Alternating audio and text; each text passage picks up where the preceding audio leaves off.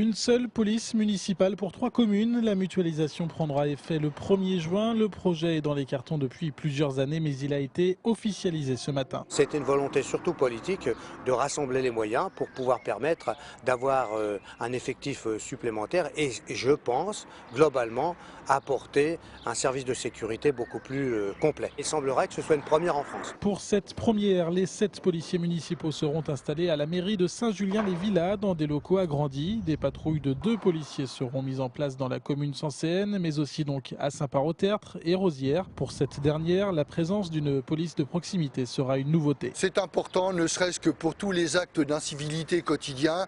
C'est le stationnement anarchique sur les trottoirs, c'est les haies qui ne sont pas taillées, c'est des passages dans des endroits où c'est en sens interdit réservé aux riverains. Autant de petits problèmes qui pourrissent la vie des uns et des autres. Des incivilités pour lesquelles la police nationale ne sera plus sollicitée. La mutualisation permet aussi de faire des économies. Rosières n'aurait pas les moyens de supporter seule le budget d'une police municipale. Avec ce regroupement, elle ne paiera qu'une partie des coûts de fonctionnement, 45 000 € par an. La situation est presque identique à Saint-Parot-Tertre. Depuis 1992, nous étions dotés d'une police, mais un policier ne suffisait pas. Et il fallait vraiment penser à étoffer cette brigade.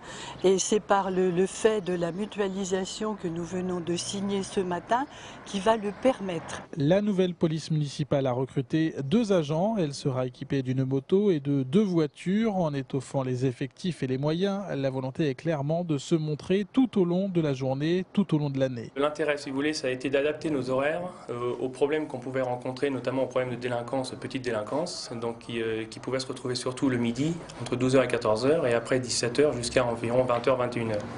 Donc l'intérêt de cette mutualisation, c'est d'offrir à la population une réelle présence, donc de 8h à 20h, toute la semaine. Une police municipale mutualisée pour plusieurs communes de l'agglomération. Le concept pourrait se développer. Des contacts avec la mairie de Bréviande ont été pris.